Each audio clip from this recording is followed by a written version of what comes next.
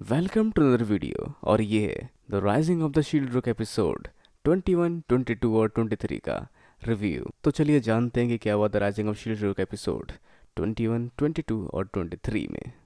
तो इस नए फेज़ की शुरुआत में नाओफूमी को एक सपना दिखता है और फिर उसकी आंखें खुलती है जहाँ पर तीनों लड़कियाँ उसका जगने का इंतज़ार कर रही थी। जहाँ फादर के अगेंस्ट हुई इस लड़ाई में नाओफूमी में काफ़ी सारा ब्लड वेस्ट हो गया था, जिसके बाद उसे दोबारा रिकवर होकर होश में आने में 1 महीना लग जाता है। जहाँ इसके बाद उसे मिलने आती है रानी, जहाँ वो डिस्कस करता है कि सब शील्ड से नफरत करते हैं। पर वो समझाती है यहाँ पर 4 नेशन थे जिन्होंने डिसाइड किया था कि वो एक एक हीरो को समन करेंगे, लेकिन इस राजा ने चारों हीरोज़ को ही इकट्ठे समन कर लिया, जिसकी वजह से बाकी नेशंस के राजा या फिर जो भी यहाँ के लीडर थे वो नाराज़ थे। जिस सबको मनाने और मामले को शांत करने के लिए रानी को काफ़ी समय लग गया और वो यहाँ ध्यान नहीं दे पाई। और बहुत सारे अनजान कारणों से ये लोग नफरत करते थे शील्ड हीरो से, जो यहाँ पर हम देख पाए शील्ड हीरो के साथ हुए सारे व्यवहार को लेकर।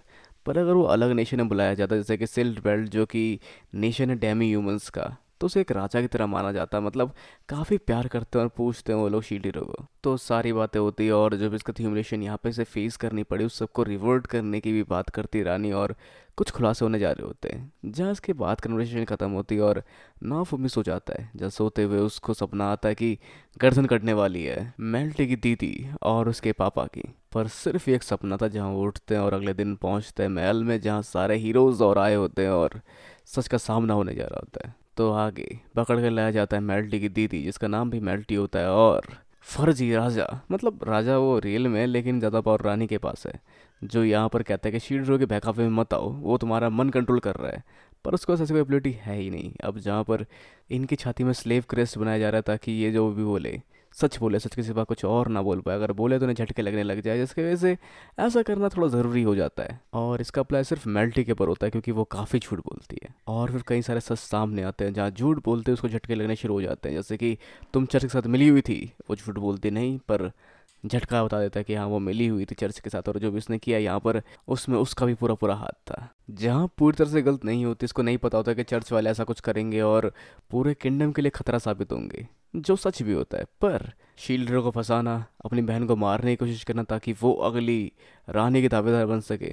और इस पूरी सीरीज का सबसे बड़ा सच कि नाफूमी की गलती नहीं थी उस रात, उसने उसको फंसाया था, जिसके कारण कुछ अलग से ही थे जो सामने नहीं आ पाते। लेकिन इसका बाप तहे दिल से नफरत करता है शील्ड से, जिसका कारण भी इसको नहीं पता। पता नहीं क्यों, बस है कुछ चुल सा सीने में। जहाँ पर इस सब के अलावा शील्ड हीरो का नाम साफ तो हो रहा था, लेकिन उसके दिल को तसल्ली नहीं मिल रही थी, क्योंकि आगे जो होने वाला था वो होने जा रहा था, जहाँ पर इन दोनों को जान से मारने का ऑर्डर जारी कर दिया गया था। और इनकी मुंडी इनके धड़ से अलग होने वाली थी। जहाँ पर तरसती हुई है, चिल्लाती है अपने स्पेयर हीरो से हेल्प के लिए, लेकिन वो अपनी मुंडी फिर लेता है।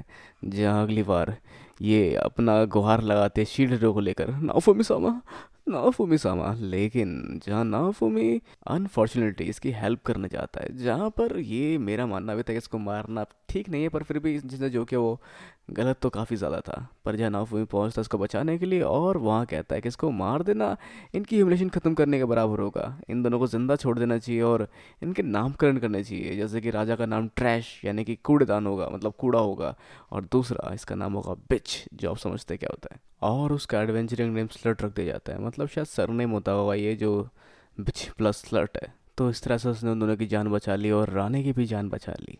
जहाँ अगर वो उन दोनों को मरने से नहीं रोकता तो रानी अपनी जान के बदले भीख मांगती उनकी जान की, शील्ड हीरो से या फिर बाकी जनता से। तो इस तरह से शील्ड हीरो ने दोबारा अपना नाम कमा लिया। अब वो जाना जा रहा है एक प्रॉपर शील्ड हीरो और शील्ड हीरो के तौर पे।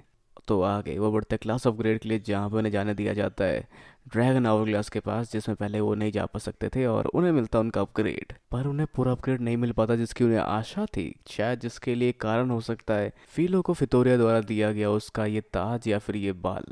जहाँ पर रानी फितोरिया के बारे में सुनकर काफ़ी ज़्यादा एक्साइटेड हो जाती है और उसके बारे में जानकर जोश से बोल पड़ती है। जहाँ पर मेल्टी उसको बताती है अपने और एक्सपीरियंस के बारे में। तो इसके अलावा राजमहल में इनके लिए इंतजाम किया जाता है डिनर का, और ये इस समय शील्ड हीरो के साथ नहीं होता, क्योंकि शील्ड हीरो और बाकी रोज की हो रही होती है मीटिंग। तो इनकी मीटिंग में पता चलता है कि काल मेरा आर्कीपेलागो नाम की जगह एक्टिव होने वाली है, जहाँ पे इन्हें मिल सकती है कमाल की एक्सपी बूस्ट और अपना लेवल को अपग्रेड करने का बहुत तगड़ा मौका। और ये जगह हर 10 साल में सिर्फ एक बार ही एक्टिव होती है।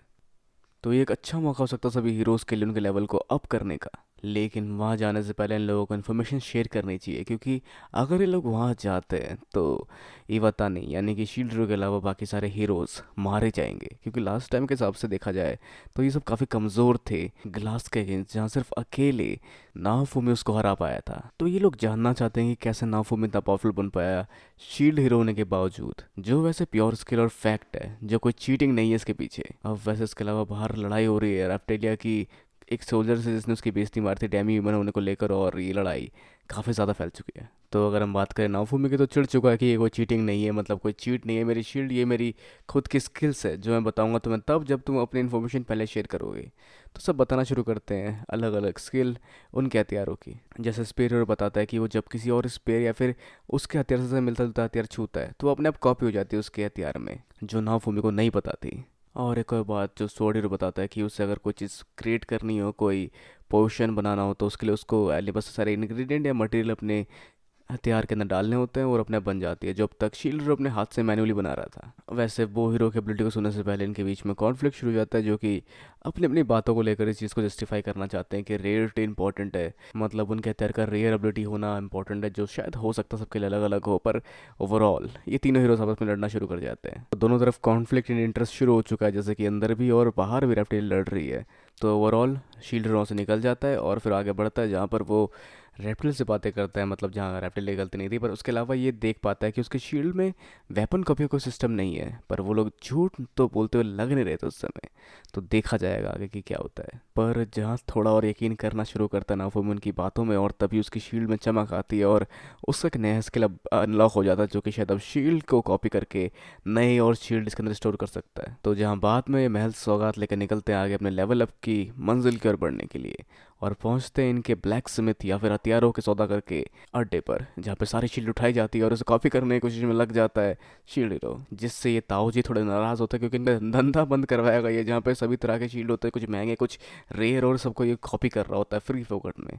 लेकिन शील्ड हीरो लास्ट में उसे बात करता है कि मैं तुम्हें उसके लिए पे कर दूंगा, लेकिन जहाँ पर वो इसको थोड़ा सा इग्नोर कर देते हैं। और वैसे ये वही शख्स है जिन्होंने मेल्टी वन यानी कि मेल्टी की बड़ी बहन के इस पे नाम लगाने मतलब इल्ज़ाम लगाने के बावजूद यकीन किया था, और इन्होंने उसको थोड़ा सपोर्ट किया था। तो आगे सफ़र में बढ़ते हुए लोग रुकते हैं रेप्टिलिया के गांव के पास, जाएंगे मिलते हैं एल लार्क से, और फिर एक समुद्र किनारे, ताकि ये उस आइलैंड पे जा सके जहाँ से इनका लेवल और एक्सपी अप होगा, जिसके लिए इन्हें लेनी पड़ती है वो मतलब बोट, जहाँ पर ये इन अकेले नहीं है, बाकी हीरोज़ भी वहाँ हैं और उनकी टीम वहाँ पहुँच चुकी है पहले से ही।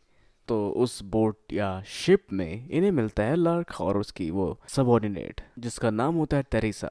तो इनकी बातचीत शुरू होती है, जहाँ पे नावू मैंने अपना नाम बताता है, और ये लोग नहीं मानते, ये हंसते हैं कि तुमने शील्ड हीरो का नाम क्यों यूज़ कर रखा है। और इनके अंदर भी पर्सपेक्टिव बना हुआ है कि शील्ड हीरो एक डेविल है, जो अपने रास्ते में आने वाली हर चीज़ को तबाह और नस्ता नाबूद कर देता है, और वो काफ़ी बेरहम है अपने दोस्तों को लेकर, दोस्तों के लिए भी। तो बाहर सबको मोशन सिकनेस हो रखी है और सब उल्टी कर रहे हैं इस समुद्र की सफ़र में, पर नावू में ठीक है।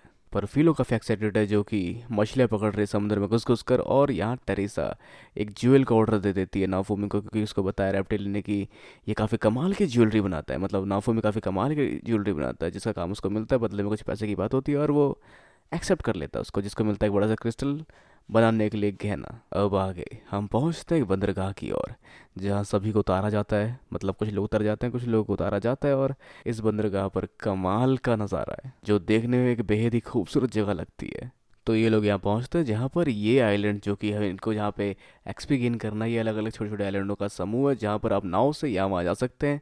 आपको अवॉइड करना पड़ेगा किसी और एडवेंचर में आए हुए बंदे से लड़ाई, उसके हिस्से के एक्सपी को चुराने को लेकर, या फिर उसके हिस्से के एक्सपी को गेन करने को लेकर, जो आपके खुद के खाते में, जिसको आप अपने हिसाब से समझ सकते हैं। तो एक मैजिक टैबलेट इन्हें मिलता है, जिसके ऊपर लिखित स्क्रिप्ट को पढ़कर शील्ड हीरो से पावर एनहांस कर पाता है फीलो की। तो आगे ये लोग एक्सपी गेन करने पहुंचते हैं, जहाँ पे एक बार से काफ़ी सारी एक्सपी गेन हो जाती है, मतलब एक छोटे से मॉन्स्टर को मारने से ही छप्पर फाड़ के एक्सपी मिलती है। तो सबको मारकर बड़े बड़े मॉन्स्टर को हरा कर लोग लग जाते हैं पॉइंट जमा करने में, और उस जगह बाकी के हीरोज भी आ धमकते हैं, जहाँ पर अब किसी का कोई काम नहीं बनने वाला। तो शील्ड हीरो आइलैंड चेंज कर लेता है, और उस आइलैंड पर से मिलते हैं और तगड़े तगड़े बीस्ट, जिनको हरा के और पावरफुल और तगड़ी एक्सपी गेन की जा सकती है। इसलिए इसको जन्नत कहा जाता है एक्सपी का, क्योंकि यहाँ पर ये लोग कमाल की एक्सपी गेन कर पा रहे हैं, जो एक बॉस को हरा के नहीं मिलती है, सिर्फ एक छोटे और आसान शिकार को हरा कर भी।